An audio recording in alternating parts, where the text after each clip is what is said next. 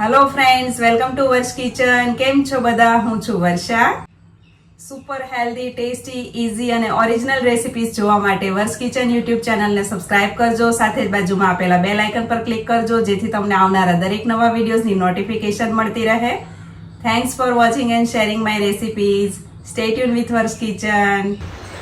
સૌ પ્રથમ તો ગુંદાને એકદમ સરસ રીતે ધોઈને ચોખ્ખા કરી લેવા અને ત્યારબાદ આ રીતે કોટનના કપડા પર સુકાવી લેવાના છે. અડધો 1 કલાક સુધી પાણી એકદમ સુકાઈ જવું જોઈએ. 1 મોટી ચમચી જેટલી મેથીને મેં 3 થી 4 કલાક ડૂબાડૂબ પાણીમાં પલાળી દીધી હતી. મેથીના દાણા જે આવે છે તેને પલાળી દેવાના છે.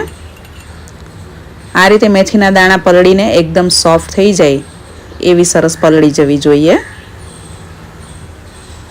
250 ગ્રામ જેટલા ગુંદા લીધા છે. ગુંદાને ધોઈને કોરા કરી લીધા છે અને મેથીને પણ આપણે એક ગરણીમાં નિતારી લેશું. મેથી દાણા ખાલી રહે તે રીતે પાણી બધું નીતરી જવું જોઈએ. હવે ગુંદાને આપણે એક પેપર ઉપર આ રીતે તેની ઉપરનો જે કેપનો ભાગ હોય છે તે કાઢી લેશું. હાથેથી ઇઝીલી નીકળી જાય છે અને તમે ચાકુ વડે પણ કાઢી શકો છો. ગુંદાની સિઝન આવી ગઈ છે અને ગુંદા માર્કેટમાં એકદમ સરસ કડક લીલાછમ આવી રહ્યા છે અને એકદમ સરસ મોટા મોટા આવી રહ્યા છે. આ રીતે બધા ગુંદાની કેપ કાઢીને હવે એક એક ગુંદા પર હળવેથી આ રીતે દસ્તો મારશો એટલે તે ફાટી જશે. એકદમ હળવેથી જ મારવું પડશે, બહુ જોરથી મારવાની જરૂર નથી. ગુંદા એકદમ કડક છે એટલે તરત જ ફાટી જશે. બધા ગુંદામાં આ રીતે આપણે દસ્તો મારીને પહેલાં તો ફોડી લેશું. ત્યારબાદ પેપર પર એક સાઈડ નમક એટલે કે મીઠું લેવું અને ચાકુમાં નમક લઈને ઠળિયો કાઢવાનો એટલે ચિકાસ સાથે ઠળિયો નીકળી જશે એકદમ સરળતાથી.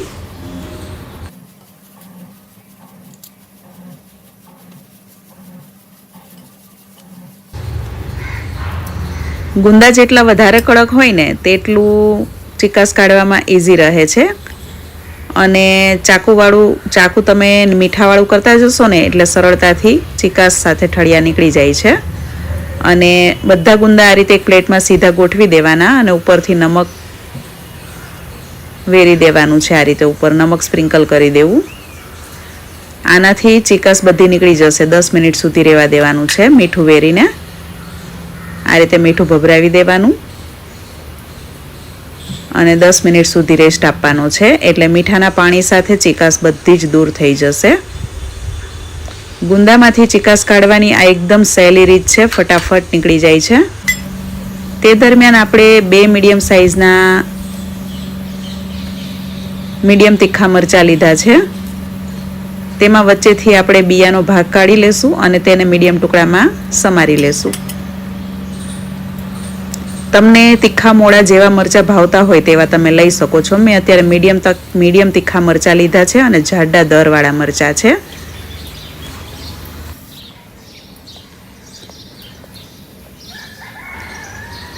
મરચાંની તીખાશ જો વધુ ગમતી હોય તો થોડા તીખા મરચાં અથવા તો આમાં એક તીખું મરચું પણ મિક્સ કરી શકાય. અત્યારે મેં જે લીધા છે એ મરચાં મીડિયમ તીખા છે, નહીં બહુ મોળા કે નહીં બહુ તીખા, એ રીતના છે. હવે ચમચીના દાંડીના ભાગ વડે આપણે આ રીતે મીઠાનું પાણી જે થઈ ગયું છે તે ચિકાસ સાથે નીકળી જશે અને ગુંદાને આ રીતે ઉલટા પેપર પર ગોઠવી દેવાના એટલે તેમાં જે પાણી નીકળ્યું હોય ને મીઠાનું તે બધું નીકળી જાય. આ રીતે પાણી અને ચિકાસ બંને છૂટું પડી જશે.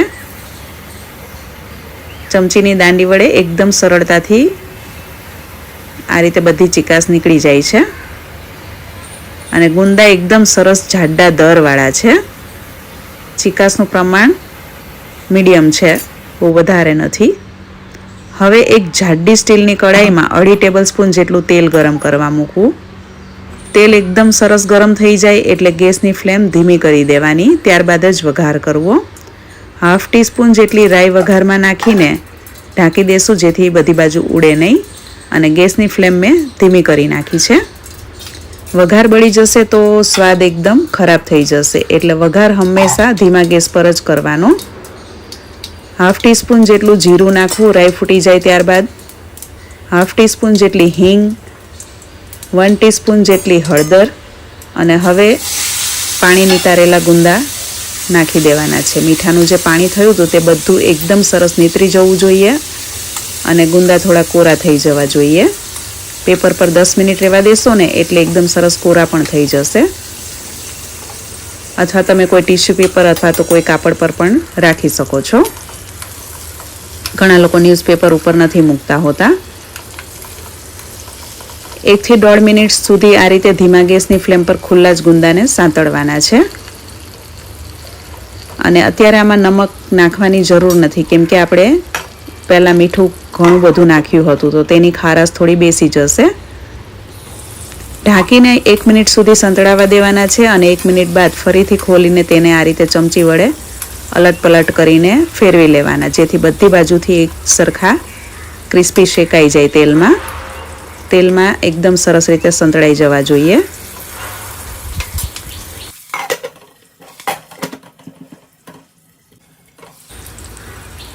ઢાંકણ ઉપર જે વરાળ વળી હોય તે પણ આપણે આ ગુંદાની અંદર જ પાડી દેશું, જેથી ગુંદામાં એક મોઇશ્ચર જળવાઈ રહે, સાવ સૂકા નહીં થઈ જાય.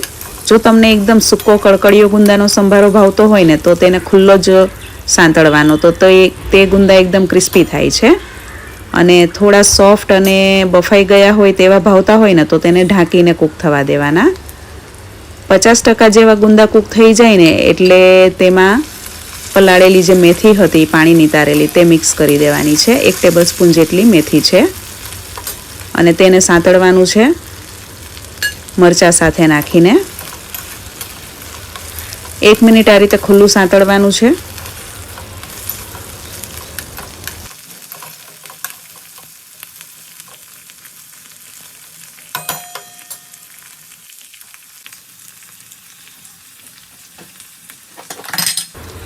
બે મિનિટ જેવું ખુલ્લું આ રીતે સાંતળીને ત્યારબાદ તેમાં મરચાંનું અને મેથીના ભાગનું નમક નાખી દેવું. આપણે ગુંદામાં પહેલાં નમક નથી નાખ્યું, તો ટેસ્ટ પ્રમાણે મીઠું નમક નાખી દેવાનું છે અને સરસ રીતે મિક્સ કરીને તેને સંતળાવા દેવાનું છે આ રીતે ખુલ્લું જ. અને હવે આ ગુંદાનું શાક કે ગુંદાનો સંભારો બંને કહી શકો તમે, તેને ઢાંકીને 1 મિનિટ થવા દેવાનું છે. ઢાંકણમાં વરાળ વળે ને ત્યાં સુધી, ઢાંકણમાં વરાળ દેખાશે. વરાળ વળી જાય ને એટલે તરત ખોલી નાખવાનું અને વરાળનું પાણી આપણે આમાં જ અંદર નાખી દઈશું. એક વખત સરસ રીતે ચલાવી લેશું. બધી બાજુથી ગુંદા અને મરચાં એકદમ સરસ સંતળાઈ ગયા છે.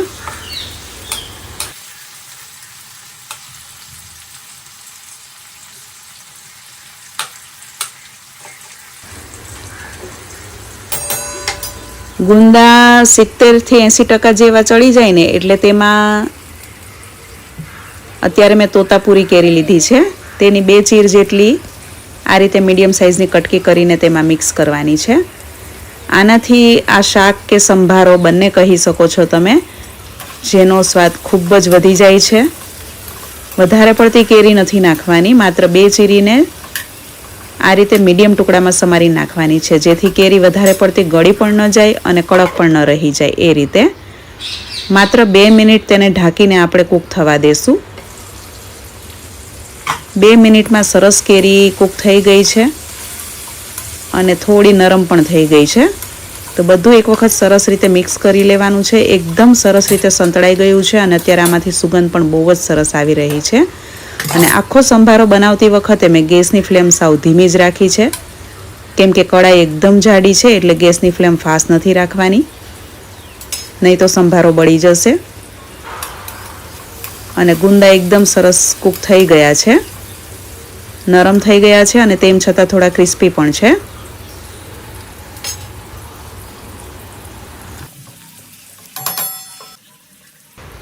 હવે ગુંદાનું ભરેલું શાક બધાને ખૂબ જ ભાવતું હોય છે અને લોટવાળા મરચાં પણ ખૂબ જ ભાવતા હોય છે સંભારામાં.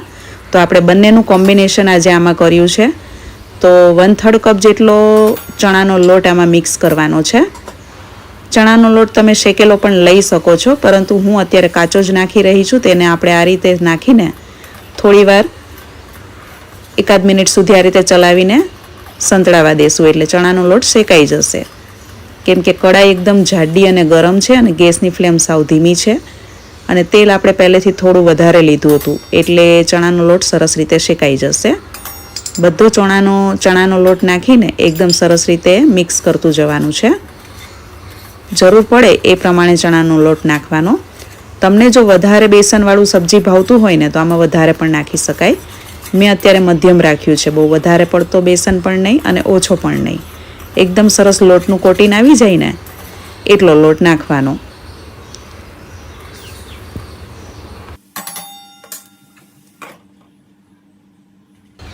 બેસન નાખીને ધીમા ગેસની ફ્લેમ પર 1 મિનિટ સુધી ઢાંકીને થવા દેવાનું છે.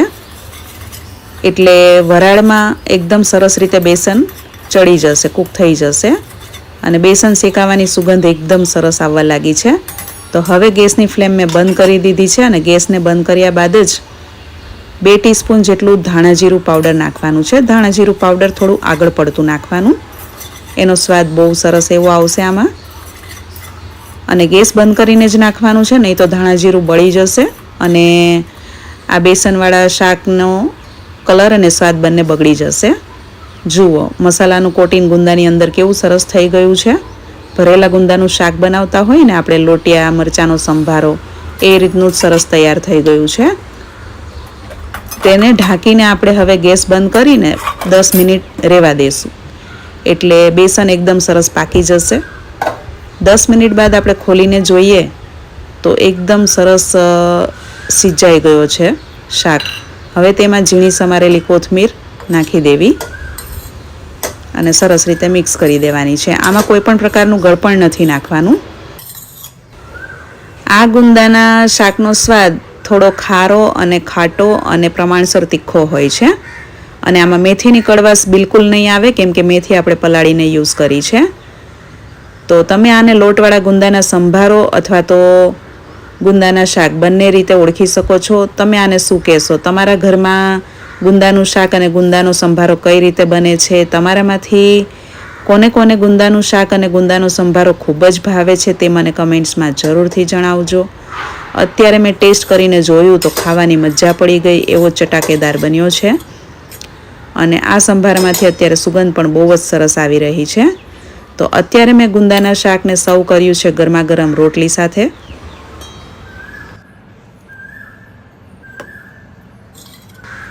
અમારા ઘરે જનરલી મિક્સ દાલ બને છે ગુંદાના શાક સાથે, તો મેં અત્યારે મિક્સ દાલ સર્વ કરી છે, રોટલી અને દાલ. તો ગુંદાનો સંભારો તરીકે પણ તમે આ સર્વ કરી શકો છો અને ગુંદાના શાક તરીકે પણ. અમારા ઘરમાં ગુંદાના શાક તરીકે પણ ખવાય છે અને ઘણી વખત કોઈ રસાવાળું સબ્જી બનાવ્યું હોય તો સાઈડ પર ગુંદાના સંભારા તરીકે પણ સર્વ થાય છે. બંને રીતે અમારા ઘરમાં બધાને ખૂબ જ પસંદ છે. તો ગરમા ગરમ ગુંદાનું શાક દાળ સાથે ખાવાની મજા પડી ગઈ અને ભાત સાથે તો ઓર મજા આવે છે. તો આપણે એક સર્વિંગ પ્લેટમાં અત્યારે ગુંદાના શાકને લઈ લેશું. તમે આ ગુંદાનું શાક શેની સાથે વધુ ખાવાનું પસંદ કરશો? દાળ ભાત, રોટલી, ખીચડી, ભાખરી, થેપલા, તે મને જરૂરથી જણાવજો. તમારા ઘરમાં ભરેલા ગુંદાનું શાક અને ગુંદાનું અથાણું કઈ રીતે બને છે તે પણ મને કમેન્ટ્સમાં જરૂરથી જણાવજો. અને કોના કોના ઘરમાં અત્યારે ગુંદાનું શાક કે ગુંદાનો સંભારો બની પણ ગયો છે અને ખવાઈ પણ ગયો છે તે લોકો પણ મને કમેન્ટ્સમાં જરૂરથી જણાવે. આજની આ રેસીપી તમને ગમી હશે તેવી હું આશા રાખું છું. રેસીપી તમને ગમી હોય તો વિડીયોને લાઇક અને શેર કરજો અને ચેનલને સબસ્ક્રાઈબ કરજો. ઉનાળાની શરૂઆત થતાં જ માર્કેટમાં એકદમ સરસ તાજા લીલાછમ ગુંદા આવવા લાગે છે. તો અત્યારે મને પણ એકદમ સરસ કડક એકદમ ફ્રેશ એવા લીલાછમ ગુંદા મળી ગયા છે. મોટી સાઈઝના ગુંદા મેં લીધા છે 200 ગ્રામ જેટલા અને આ ગુંદાને આપણે એક તપેલીમાં પાણીમાં નાખીને 15થી 20 મિનિટ સુધી રહેવા દેશું, જેથી ગુંદા પર કોઈ ચીકાસવાળી માટી કચરો જામી ગયેલો હોય તો તે પાણીમાં રહેવા દેવાથી છૂટો પડી જશે. 10 મિનિટ 15 મિનિટ જેવું રહેવા દેવાનું એટલે ગુંદા એકદમ ચોખ્ખા થઈ જાય અને ત્યારબાદ હાથ વડે ઘસીને તેને ધોઈને આપણે એક કોટનના કપડા પર સુકાવી દેશું. અને પાણી એકદમ સુકાઈ જાય ત્યાં સુધી સુકાવા દેવાનું છે, જેથી તેનો શાક કે સંભારો જે પણ બનાવીએ તે ચીકણું બિલકુલ ન થાય. અને આ પાણીનો આપણે ઉપયોગ કરી લેશું અત્યારે પ્લાન્ટ્સમાં રેડીને. હું જ્યારે પણ શાકભાજી અને ફ્રૂટ્સ ધોઉં તે એ પાણીનો ઉપયોગ હું મારા પ્લાન્ટ્સમાં રેડીને કરી દેતી હોઉં છું. તો અત્યારે સવારનો 7:15 વાગ્યાનો સમય થયો છે અને પંખીડાઓનો અવાજ પણ તમે સાંભળી શકો છો, કેટલો સરસ આવી રહ્યો છે. અને અમારા બિલ્ડિંગની અંદર અને આજુબાજુમાં બધે ગ્રીનરી ખૂબ જ છે, લીલાછમ ઝાડવા બહુ જ સારા એવા પ્રમાણમાં છે. અને અહીંયા બધા પોપટ, કોયલ એ પ્રકારના પંખીઓ ખૂબ જ પ્રમાણમાં રહે છે અને તેનો અવાજ આખો દિવસ આવતો રહેતો હોય છે. ગુંદા એકદમ સરસ કોરા થઈ ગયા છે, તો આપણે ગુંદાને દાંડીના ભાગથી અલગ કરી લેશું અને તેની ઉપર આ રીતનું જે ભાગ હોય છે તે હાથ વડે અથવા ચાકુ વડે અલગ કરી લેવાનો છે. મને મારા ઘણા બધા વ્યુઅર્સ કહેતા હોય છે કે વર્ષાબેન, તમારા વિડીયોમાં કોયલનો અને પંખીડાઓનો અવાજ ખૂબ જ સરસ આવે છે. તો મારા ફ્લેટની ચારે બાજુ અને કિચનની બાલ્કનીમાંથી આ રીતનો એકદમ સરસ ગ્રીનરીનો વ્યૂ આવે છે. અને કિચનમાં રસોઈ કરતાં જ મને બધા જ ટ્રી એકદમ પાસે હોય એ રીતના વ્યૂ આવે છે. અને એકદમ ઝાડ બધા નજીક છે અને મારા ફ્લેટની 2 બાલ્કનીમાં ઝાડ બાલ્કનીને ટચ થઈ જાય છે, એટલી સરસ ગ્રીનરી છે. તો એને કારણે બર્ડ્સનો અવાજ તમને આટલો સરસ આવી રહ્યો છે. તો આપણે હવે ગુંદાને કેવી રીતે ચીકાશ કાઢવી તે પણ જોઈ લેશું. તો પેપરની ઉપર જ આપણે ગુંદા લેશું, જેથી ચીકાશ બધી પેપર ઉપર નીકળી જાય અને પ્લેટફોર્મ ગંદુ ન થાય. તો 2 ટેબલસ્પૂન જેટલું નમક લેવાનું છે અને ગુંદા પર આ રીતે હળવા હાથે દસ્તો મારીને તેને થોડા ફોડી લેવાના છે અને એમાં થોડું મીઠું ભરતું જવાનું છે. આ રીતે મીઠું ભરીને તેને 5 મિનિટ સુધી આપણે રહેવા દેશું, જેને કારણે તેની જે ચીકાશ છે તે બધું મીઠામાં શોષાઈ જશે અને ઠળિયા સાથે જ બધી ચીકાશ બહાર પણ નીકળી જશે.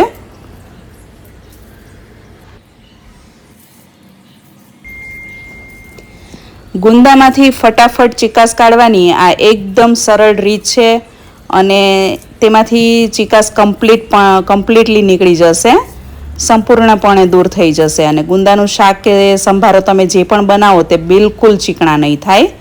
અને ગુંદાની ચીકાશ આ રીતે જ કાઢવાની સાચી રીત છે. જો તમે આ રીતે મીઠું ચડાવીને ચાકુ વડે આ રીતે ઠળિયા કાઢો તો તેની સાથે સંપૂર્ણપણે ચીકાશ પણ નીકળી જશે. તમે ચાકુ થોડું અંદર એકદમ સરખી રીતે ફરાવી દેવાનું અને જો વધારે ચીકાશ લાગે તો આ રીતે આંગળી વડે બધી ચીકાશ કાઢી લેવાની છે, અથવા તો આ રીતે ચમચીનો પાછળનો ભાગ તેમાં આ રીતે ફરાવી દેવાનો, એટલે આમાંથી બધી ચીકાશ બહાર આવી જશે ચમચી સાથે જ. કોઈ નાની ચમચી હોય પાછળ ધારવાળી એવી ચમચીનો ઉપયોગ કરવાનો. અને જોઈ શકો છો તમે ગુંદામાંથી ચીકાશ સંપૂર્ણપણે નીકળી ગઈ છે. તો આ રીતે તેમાં નીચે પાણી પણ થયું છે મીઠાનું, તો એ બધું આપણે કાઢી લેશું.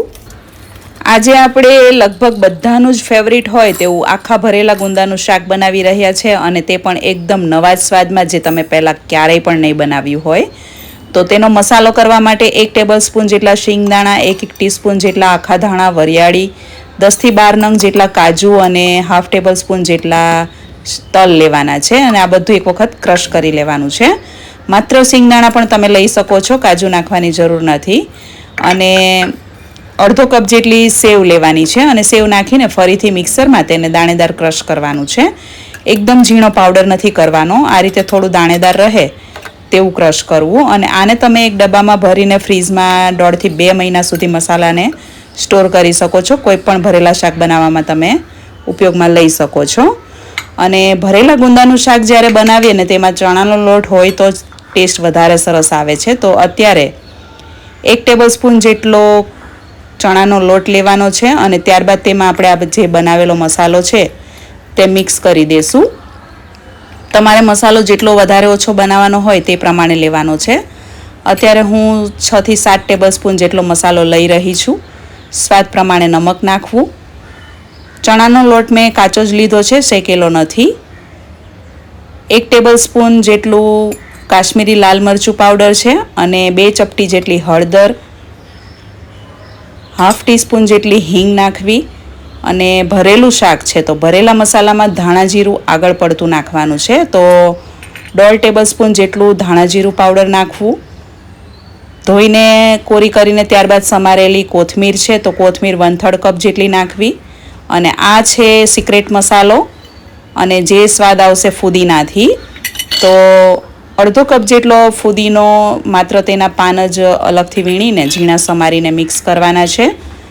ફુદીનાથી આ શાકનો સ્વાદ એટલો બધો ચટાકેદાર આવે છે ને કે ખાવાવાળા ખાતા રહી જશે અને વિચારતા રહી જશે કે આટલો સરસ સ્વાદ શેનો આવી રહ્યો છે.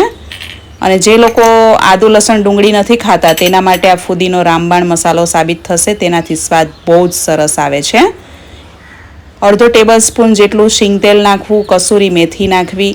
કસૂરી મેથી ન હોય તો મેથી દાણાનો પાવડર નાખવો. થોડું મેં તીખું મરચું પાવડર નાખ્યું છે. અને ફરીથી તલ નાખું છું હું 1 ટીસ્પૂન જેટલા. સફેદ અને કાળા તલ બંને મિક્સ છે. 1 ટેબલસ્પૂન જેટલો ગોળ સમારીને નાખવો. અને 1 ટેબલસ્પૂન જેટલો લીંબુનો રસ નાખવો.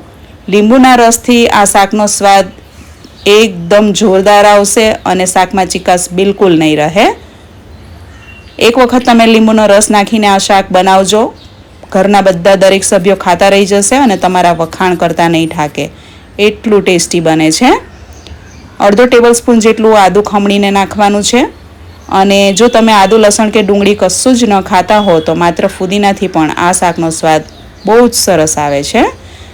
હળવા હાથે બધું એકદમ સરસ રીતે મિક્સ કરી લેવાનું છે. અને આ મસાલામાં વધારે તેલ નાખવાની જરૂર પણ નથી.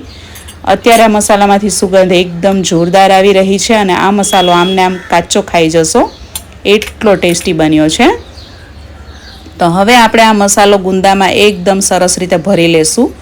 તમે ગમે એટલો મસાલો વધારે ભરશો ને ઓછો જ પડશે. બધાને એટલું ભાવશે આ શાક અને લોકો મસાલો આમાંથી કાઢીને વીણીને ખાશે. એટલો ટેસ્ટી મસાલો લાગે છે. તો એકદમ વધારે પ્રમાણમાં ગુંદાની અંદર મસાલો સ્ટફ કરવાનો છે એટલે ગુંદાનું શાક ખાવાની મજા પડી જાય. અને જે લોકો ન ખાતા હોય ગુંદા એ લોકો પણ ખાશે. આમાં ગરમ મસાલો નાખવાની જરૂર જ નથી તો પણ બહુ જ ટેસ્ટી બને છે. ફુદીનાને કારણે એકદમ રિફ્રેશિંગ ટેસ્ટ આવે છે અને પચવામાં સબ્જી એકદમ હળવી પણ થઈ જાય છે અને ગેસ એસિડિટી પણ નથી થતી. તો તમે જો ક્યારે આ રીતે ફુદીનો નાખીને સબ્જી ન બનાવી હોય ને તો એક વખત ચોક્કસથી ટ્રાય કરજો. અને બન્યા પછી કેવી બને છે ને તે પણ મને કમેન્ટ્સમાં જરૂરથી જણાવજો. તો આ રીતે આપણે બધા ગુંદા ફૂલ મસાલો ભરી લેશું. અને જેટલો મસાલો તમે વધારે ભરશો ને એટલી ખાવાની વધારે મજા આવશે. તો હું તમને આગ્રહ રાખું છું કે બને એટલો મસાલો વધારે ભરજો તો ખાવાની બધાને બહુ જ મજા આવશે. આમાં તમે તીખાસ માટે લાલ તીખું મરચું પાવડર અને લીલું તીખું મરચું બંને નાખી શકો છો. અમારા ઘરમાં પ્રમાણસર તીખું ખવાય છે એટલે મેં તીખું મરચું એકદમ ઓછું ઉપયોગમાં લીધું છે. બધા ગુંદા એકદમ સરસ રીતે ભરાઈ ગયા છે. તો હવે આપણે તેને સ્ટીમરમાં સ્ટીમ કરવાના છીએ. તો એક ઢોકળિયામાં પાણી ગરમ કરવા મૂકીને તેની ઉપર આ રીતે હોલવાળી પ્લેટ હોય જે સ્ટીમરની પ્લેટ તે મૂકી દેવી. તમારી પાસે પ્લેટ ન હોય તો આ રીતનું ભાતિયું તો હોય જ છે બધાના ઘરે.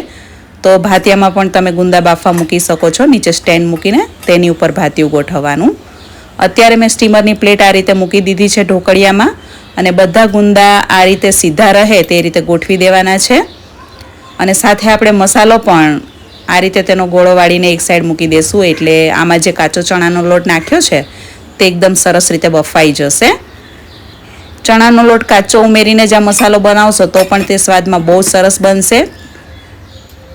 અને પહેલાં 5 મિનિટ ફાસ્ટ ગેસની ફ્લેમ પર બફાવા દેવાનું છે અને ત્યારબાદ 10 મિનિટ મીડિયમ ગેસની ફ્લેમ કરી દેવી. 15 મિનિટ જેટલો સમય લાગશે ગુંદાને બફાવવા માટે. ઘણા લોકો ચણાનો લોટ શેકીને પણ મસાલો કરતા હોય છે પરંતુ આપણે ગુંદા આ રીતે બાફવાના છીએ એટલે મસાલા અને ચણાના લોટને શેકવાની કોઈ જરૂર જ નથી.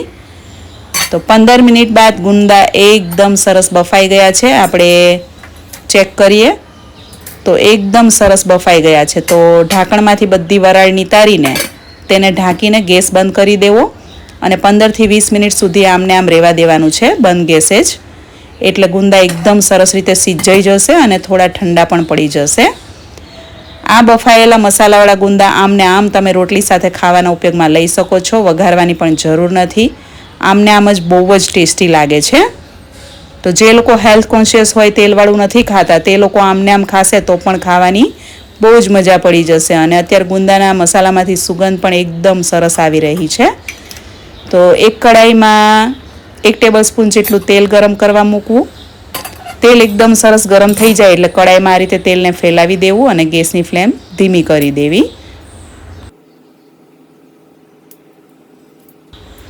વઘાર હંમેશા તેલ આવી જાય એટલે ધીમો ગેસ કરીને ત્યારબાદ જ કરવાનો, એટલે સ્વાદ અને સુગંધ એકદમ સરસ આવે. હાફ ટીસ્પૂન જેટલું રાઈ જીરું, 10 થી 12 લીમડાના પાન અને હાફ ટીસ્પૂન જેટલી મેથી દાણાનો પાવડર છે. આ કાચો જ મેથી દાણાનો પાવડર કરેલો છે અને આ પાવડર ચોક્કસ નાખજો વઘારમાં. આનાથી ગુંદાના શાકનો સ્વાદ 100 ગણો વધી જશે અને શાકમાં એક કડવાશની પણ મીઠાશ આવશે.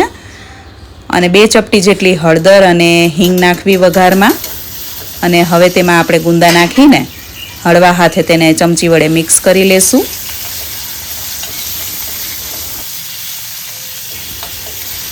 જ્યારે પણ તમે ભરેલા ગુંદાનું શાક બનાવો ત્યારે તેમાં તમે ખાસ મેથી દાણાનો પાવડર અને ફ્રેશ ફુદીનો નાખશો ને તો એ શાકનો સ્વાદ બહુ જ સરસ આવે છે.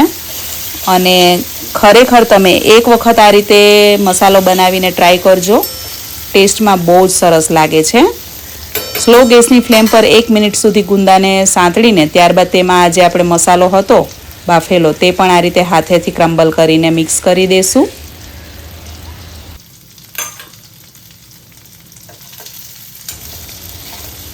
ગેસની ફ્લેમ એકદમ જ ધીમી રાખવાની છે, નહીં તો મસાલો બળી જશે અને તેનો સ્વાદ અને સુગંધ બધું જ જતું રહેશે અને કલર પણ કાળો પડી જશે. અને આપણે આજે એકદમ સૂકું ભરેલા ગુંદાનું સબ્જી બનાવી રહ્યા છીએ. તેમાં આપણે કોઈ પણ પ્રકારની ગ્રેવી નથી કરવાના. ઉપરથી થોડું લાલ મરચું પાવડર, કાશ્મીરી લાલ મરચું પાવડર મેં નાખ્યું છે, જેનાથી શાકનો કલર બહુ સરસ આવશે. અને હવે ગેસની ફ્લેમ તરત જ બંધ કરી દેવાની છે અને ત્યારબાદ મરચાંને તેમાં સરસ રીતે મિક્સ કરી દેવું. તો આપણું ભરેલા આખા ગુંદાનું શાક બનીને તૈયાર છે. અને અત્યારે આ શાકમાંથી સુગંધ એટલી બધી સરસ આવી રહી છે ને કે આમને આમ ગુંદા ખવાઈ જશે. રોટલી બનાવવાની કોઈ વાટ પણ નહીં જુએ ઘરમાં. ગેસને બંધ કરી દીધો છે મેં અને હવે તેમાં ઉપરથી આપણે સમારેલી કોથમીર અને થોડો ફુદીનો આ રીતે હાથેથી તોડીને નાખીશું. તો ગુંદાની સિઝનમાં તમે પણ ચોક્કસથી એક વખત આ રીતે ભરેલા ગુંદાનું શાક બનાવીને ટ્રાય કરજો અને દાળ ભાત રોટલી સાથે સર્વ કરજો. બધાને ખાવાની બહુ જ મજા પડી જશે અને તમારા ઘરમાં કિલો શાક દર વીકમાં બનાવવાની ડિમાન્ડ થશે અને બાળકો પણ આ શાક ખાશે. ઘણી વખત બાળકો નથી ખાતા હોતા. રોટલી સાથે મેં અત્યારે આ સબ્જીને સર્વ કર્યું છે. કડવી મેથીના પાવડરથી વઘાર કર્યો છે, પરંતુ આમાં કડવાશ બિલકુલ નથી. મેથીની જે મીઠાશ અને તેની જે સુગંધ આ શાકમાં ભળી જાય છે તેને કારણે જ આ શાક ખાવામાં બહુ જ ટેસ્ટી એવું લાગે છે. અને ગુંદા તમે જોઈ શકો છો બિલકુલ ચીકાશ વગરના એકદમ સરસ રીતે બફાઈ ગયા છે અને રોટલી સાથે આમને આમ ગુંદા બધા ખવાઈ જશે એટલું ટેસ્ટમાં સરસ બન્યું છે. તમે આ ગુંદાનું શાક શેની સાથે વધુ ખાવાનું પસંદ કરો છો? દાળ ભાત, રોટલી, રોટલા? તે મને કમેન્ટ્સમાં જરૂરથી જણાવજો. અને તમારામાંથી કોને કોને ભરેલા ગુંદાનું શાક કે ગુંદાનો સંભારો ખૂબ જ ભાવે છે તે લોકો પણ મને કમેન્ટ્સમાં જરૂરથી જણાવે. આ શાકનો સ્વાદ એકદમ ખાટો મીઠો, હળવો તીખો, હળવો નમકીન અને એકદમ રિફ્રેશિંગ ટેસ્ટવાળો હોય છે. તો આશા રાખું છું કે તમને આજના ગુંદાના શાકની રેસીપી પસંદ આવી હશે. તમને જો આ રેસીપી ગમી હોય તો વિડીયોને લાઈક કરજો, શેર કરજો અને ચેનલને સબસ્ક્રાઇબ કરજો. Thanks for watching. Stay healthy.